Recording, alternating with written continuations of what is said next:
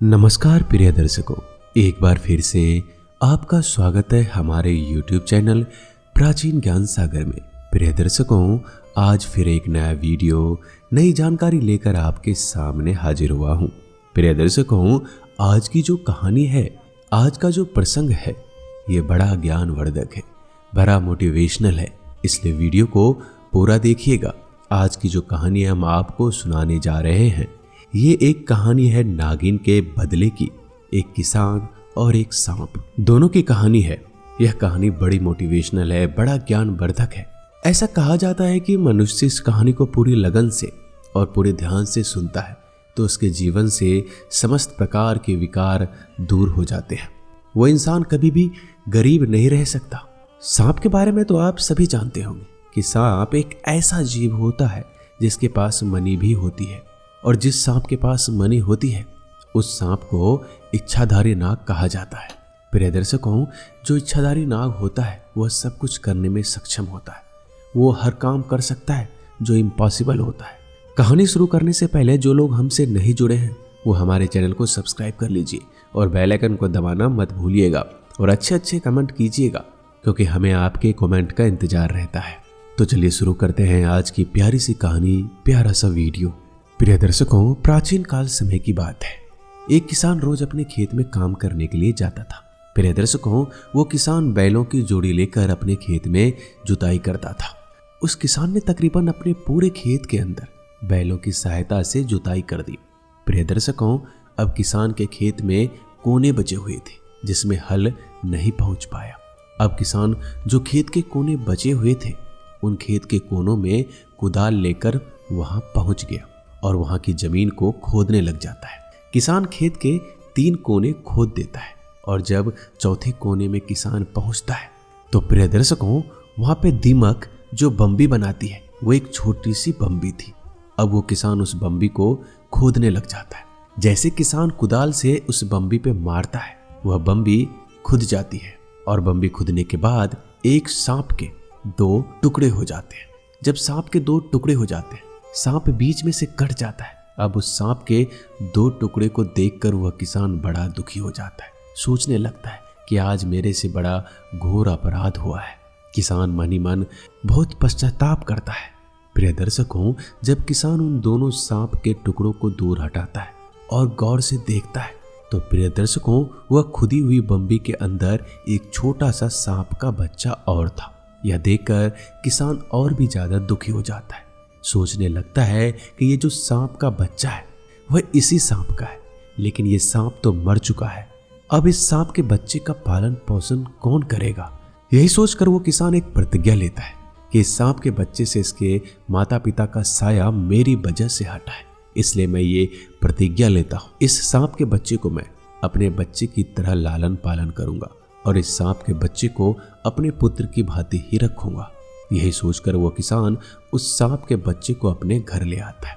घर लाकर अपनी पत्नी से कहता है, प्रिय, ये सांप का बच्चा है और इसका पिता मेरे हाथों मारा गया है, इसलिए अपनी गलती का पश्चाताप करने के लिए इस सांप के बच्चे को मैं घर लेकर आया हूँ और इसका लालन पालन हम अपने पुत्र की भांति करेंगे। प्रिय दर्शकों, उस किसान का एक छोटा बच्चा था। उसका भी एक छोटा पुत्र था जो बहुत ही छोटा था।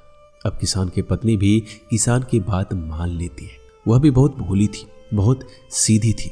किसान की पत्नी अपने पति से कहने लगती है, ठीक है पिया जी, एक तो हमारा स्वयं का पुत्र है, दूसरा सांप का पुत्र है। इस सांप के पुत्र को भी हम अपने पुत्र की भांति प्रेम करेंगे, हमारे पुत्र की भांति इसको रखेंगे।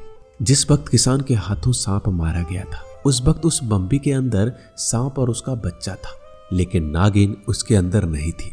प्रिय दर्शकों, जब किसान उस सांप के बच्चे को लेकर अपने घर आ जाता है तब वो पीछे से वो नागिन उस बम्बी पे आती है और देखती है कि उसका पति 2 टुकड़ों में बटा हुआ है। यह देखकर नागिन बड़ी दुखी हो जाती है, विलाप करती है, चिल्लाती है, लेकिन कुछ होने वाला नहीं था। अब वो नागिन उस बम्बी के अंदर घुसती है। वो अपने बच्चे की तलाश करती है, लेकिन उसे उसका बच्चा नहीं मिलता। अब वो नागिन और भी ज्यादा दुखी हो जाती है, बहुत ही ज्यादा रोती है, चिल्लाती है, क्योंकि उस नागिन का पूरा परिवार खत्म हो गया था। एक तो उसका पति मारा गया, दूसरा उसका पुत्र नहीं मिल रहा था। अब वो नागिन सोचने लगती है कि जिसने भी मेरे पति को मारा है उसी ने मेरे पुत्र को भी मार दिया होगा। यही सोचकर नागिन खूब जोर जोर से रोती है, चिल्लाती है, लेकिन ना ही उसका पति जीवित होता है, ना ही उसको उसका पुत्र मिलता है। प्रिय दर्शकों, अब अंत में जाकर नागिन भी एक प्रतिज्ञा लेती है। अपने पति की मरी हुई लाश के समक्ष जाकर एक प्रतिज्ञा लेती है, जिसने भी मेरे पति को मारा है, मेरे पुत्र को मारा है, उसका भी मैं वंश खत्म कर दूंगी, उसके परिवार में किसी को भी मैं जिंदा नहीं छोड़ूंगी। इस तरह की प्रतिज्ञा नागिन ले लेती है। प्रिय दर्शकों, अब नागिन इस तलाश में लग जाती है, मेरे पति और मेरे पुत्र का हत्यारा कौन है, उसका कातिल कौन है। अब दूसरे दिन फिर से किसान अपने खेत में जाता है और बची हुई जमीन को कुदाल से खोदने लग जाता है। अब जैसे ही किसान खेत में पहुंचता है और जमीन को उसी कुदाल से खोदने लग जाता है जिस कुदाल से सांप की मृत्यु हुई थी, तो उस कुदाल पर उस सांप का खून अभी भी लगा हुआ था। प्रिय दर्शकों, नागिन भी उस दिन उसी बम्बी पर बैठी थी, अपने पति की लाश के आसपास ही मंडरा रही थी। अब जैसे ही वह किसान कुदाल लेकर जमीन खोदने लगता है तो उस नागिन की नजर उस पर चली जाती है और कुदाल को देखती है कि उस पर खून लगा हुआ है। कुदाल पर लगे खून को देखकर नागिन सोचने लगती है कि यही वो किसान है जिसने मेरे पति और मेरे बेटे को मारा है, मेरे पुत्र को मारा है। प्रिय दर्शकों, अब नागिन को ये पता चल जाता है कि उसका पुत्र और उसके पति का कातिल कौन है। अब नागिन अपनी प्रतिज्ञा पूरी करने में लग जाती है। अब नागिन सोचने लगती है कि सबसे पहले इस किसान के घर का पता लगाऊंगी, उसके बाद ये पता लगाऊंगी कि इसके परिवार में कितने सदस्य हैं, उसके बाद एक एक को डसना शुरू करूंगी, एक एक को गिन गिन के मृत्यु के घाट उतार दूंगी। इस तरह नागिन एक रणनीति बना लेती है। प्रिय दर्शकों, जैसे वो किसान शाम के वक्त खेत में से काम बंद करके अपने घर की तरफ लौटता है तो नागिन उसके पीछे पीछे जाने लगती है। अब जैसे ही किसान अपने घर के अंदर जाता है तो प्रिय दर्शकों, नागिन भी उस किसान के पीछे पीछे उसके घर तक पहुंच जाती है। लेकिन किसान जैसे ही घर के अंदर घुसता है, किसान की पत्नी दरवाजा बंद कर देती है और नागिन बाहर ही रह जाती है। अब नागिन घर के अंदर प्रवेश करने के लिए जगह ढूंढती है, पर उसको कहीं भी जगह नजर नहीं आती। अब नागिन पास के पड़े कचरे में घुस के बैठ जाती है और इंतजार करती है कि किसान कब अपने दरवाजे को खोलेगा और मैं कब इसके अंदर प्रवेश करूंगी। कुछ ही देर में फिर से किसान की पत्नी अपने घर के दरवाजे को खोलती है और कुछ काम के लिए बाहर चली जाती है। इसी मौके का फायदा उठाकर नागिन किसान के घर के अंदर चली जाती है। जैसे ही नागिन किसान के घर के अंदर प्रवेश करती है तो सबसे पहले किसान का एक छोटा पुत्र नागिन को नजर आता है, जो कि झूले में झूल रहा था। अब नागिन सोचने लगती है क्यों ना इस किसान के पुत्र को सबसे पहले खत्म करें, ताकि इसको ये पता चले कि पुत्र का वियोग क्या होता है। यह सोचकर वो नागिन किसान के पुत्र की तरफ जाती है और झूले पे चढ़ के किसान के पुत्र को डस जाती है। किसान के पुत्र को डसने के बाद किसान के घर से बाहर निकल जाती है और जैसे ही नागिन किसान के घर से बाहर निकलती है तो किसान की नजर नागिन पर पड़ जाती है। किसान देखता है कि कोई सांप मेरे घर से निकल रहा है। यह देखकर अपने मन में सोचने लगता है कि मेरे हाथों जिस सांप की मृत्यु हुई थी यह उसी की नागिन है और ये मेरे घर तक आ गई है, तो इसका मतलब है कि इसने मेरे पुत्र को जरूर नुकसान पहुंचाया होगा। यह सोचकर किसान अपने पुत्र के झूले की तरफ भागता है। तभी किसान की पत्नी भी वहां आ जाती है और वो भी उस नागिन को अपने घर से बाहर निकलते हुए देख लेती है। किसान की पत्नी भी सोचने लगती है कि इस नागिन ने जरूर मेरे पुत्र को कोई ना कोई नुकसान पहुंचाया है। किसान की पत्नी भी अब पुत्र के पालने की तरफ दौड़ती है। दोनों पति पत्नी अपने पुत्र के पालने की तरफ दौड़ते हैं और अपने पुत्र को जाकर के देखते हैं। उनके पुत्र को नागिन ने डस रखा है। प्रिय दर्शकों, अब किसान और किसान की पत्नी चिल्लाते हैं, विलाप करते हैं, अपने पुत्र को गोद में उठा लेते हैं और इधर उधर भागने की कोशिश करते हैं। सोचने लगते हैं किसी राज वैद्य से इनका उपचार करवा दें। लेकिन प्रिय दर्शकों, रात्रि के समय कोई राज वैद्य नजर नहीं आता और खोजने पर भी कोई राज वैद्य नहीं मिलता है। उस जमाने में कोई हॉस्पिटल नहीं थी, कोई ऐसी चिकित्सा व्यवस्था नहीं थी, सिर्फ और सिर्फ वैद्य हुआ करते थे। प्रिय दर्शकों, अब कुछ ही देर में किसान के पुत्र के ऊपर जहर चढ़ जाता है और जैसे ही जहर चढ़ता है किसान के पुत्र के मुख से झाग निकलने लगते हैं, आंखें नीली पड़ जाती है, पूरा बदन नीला पड़ जाता है।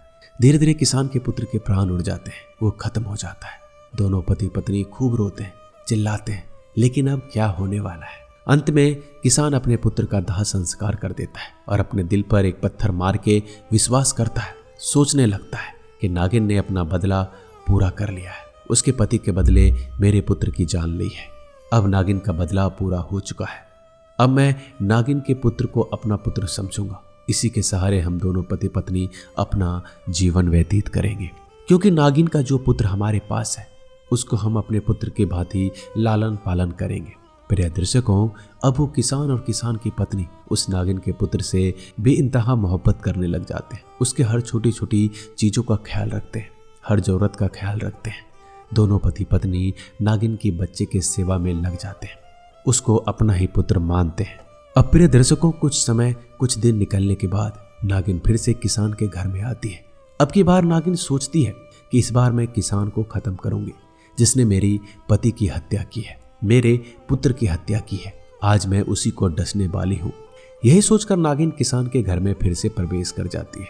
अब जैसे ही नागिन किसान के घर में प्रवेश करती है तो नागिन देखती है कि किसान और किसान की पत्नी एक सांप के छोटे से बच्चे को दूध पिला रहे हैं।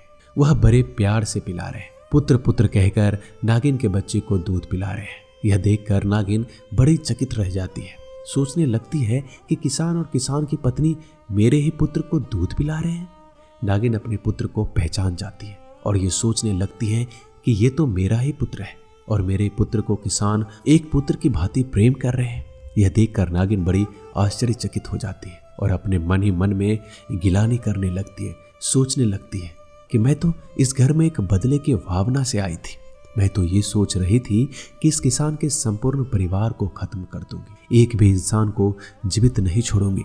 लेकिन किसान और किसान की पत्नी बड़े दयालु हैं, बड़े धार्मिक प्रवृत्ति के हैं, जो मेरे पुत्र को अपने पुत्र की भांति प्रेम कर रहे हैं। इस नजारे को देखकर नागिन रोने लगती है, अपनी आंखों से आंसू बहाती है और अपने किए हुए पर पश्चाताप करती है। अब नागिन किसान के घर से वापस चली जाती है और अपने पति की मृतक शरीर के पास जाकर अपने पति से कहने लगती है कि पिया जी, मेरे से भी बड़ा पाप हो गया है। हो सकता है किसान से आपकी मृत्यु किसी अनजाने में हुई हो, किसी हादसे का शिकार हो, लेकिन मैंने जानबूझकर किसान के पुत्र को मौत के घाट उतार दिया है। इसी बात की मुझे बहुत बड़ी गिलानी हो रही है। किसान और किसान की पत्नी दोनों ही बड़े धार्मिक प्रवृत्ति के हैं, जो हमारे पुत्र को अपने पुत्र की भांति प्रेम कर रहे हैं। प्रिय दर्शकों, अब वो नागिन बड़ा पश्चाताप करती है, रोती है, चिल्लाती है। अब 2 दिन में फिर से वो नागिन किसान के घर में जाती है। अब की बार ये सोच के जाती है कि वास्तविकता में किसान और किसान की पत्नी मेरे पुत्र से प्रेम करते हैं या ऐसे ही वो लोग कोई ड्रामा कर रहे थे। जब वो वहां पहुंचती है तो देखती है कि सच में किसान और किसान की पत्नी इस तरीके से बातें कर रहे थे कि हमारा तो कोई पुत्र है ही नहीं, हमारा एक पुत्र था वो भी खत्म हो गया, अब हमारा पुत्र सिर्फ और सिर्फ ये नागिन का बच्चा है, यही हमारा पुत्र है, इसी के सहारे हम अपना जीवन व्यतीत करेंगे। इस बात को सुनकर नागिन बड़ा आश्चर्यचकित हो जाती है और नागिन को यह संपूर्ण विश्वास हो जाता है कि किसान मेरे पुत्र से बेइंतहा मोहब्बत करते हैं, अपने पुत्र की भांति प्रेम करते हैं। प्रिय दर्शकों, अब वो नागिन अपनी गलती का पश्चाताप करने के लिए सोचने लगती है कि मैंने इनके पुत्र को खत्म कर दिया है, और इसका पश्चाताप करने के लिए नागिन दौड़ी दौड़ी शिव जी के मंदिर जाती है और भोलेनाथ की परिक्रमा करती है। प्रिय दर्शकों, ऐसा कहा जाता है कि नाग और नागिन भोलेनाथ के परम भक्त होते हैं, और जब नाग नागिन दिल से यदि भोलेनाथ से कुछ मांगते हैं तो देवादी महादेव नाग नागिन की इच्छा जरूर पूरी करते हैं। प्रिय दर्शकों, अब वो नागिन भोलेनाथ की पूजा शुरू कर देते हैं। अब वो नागिन भोलेनाथ से सिर्फ एक ही चीज मांगती है कि मैंने जाने अनजाने में किसान के पुत्र को खत्म कर दिया है।